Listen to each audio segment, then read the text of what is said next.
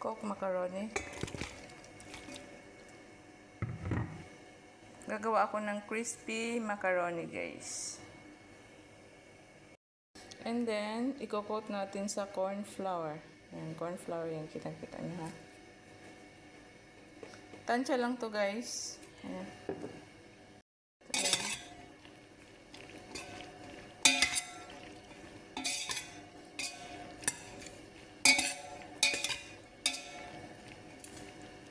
Ipo-boil nyo lang ang macaroni ng 12 to 13 minutes. Ganun lang.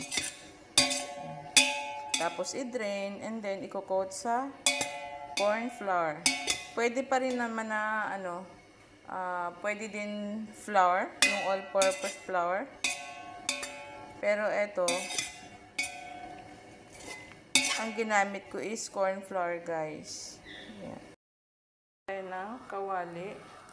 And then, lalagyan natin ng cooking oil. Ang oil na gagamitin ko ngayon, guys, is yung ginamit ko rin kanina. Nagluto ako ng breakfast na buri. Ayan. Okay, so mainit na siya, guys. Try natin. Bismillah. Ayan. Ito na natin, guys.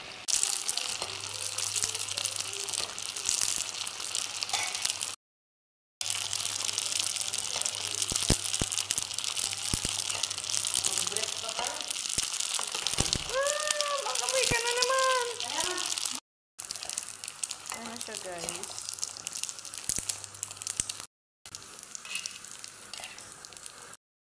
Tapos maglalagay ulit tayo. Paulit-ulit lang, guys. Ayan. Then mix.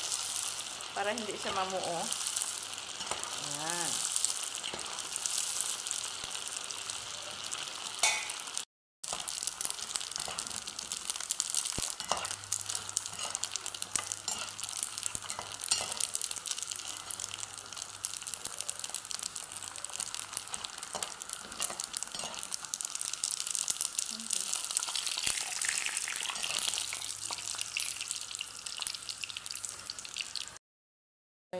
So, maglalagay ako mamaya. Pag malamig na siya, maglalagay ako ng powdered chili and salt.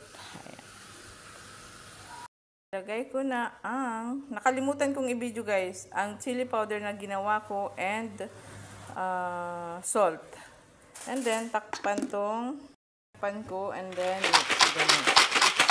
Para mag-mix-mix siya, guys. Mixaran. Guys, na-mix ko na, guys. Ayan.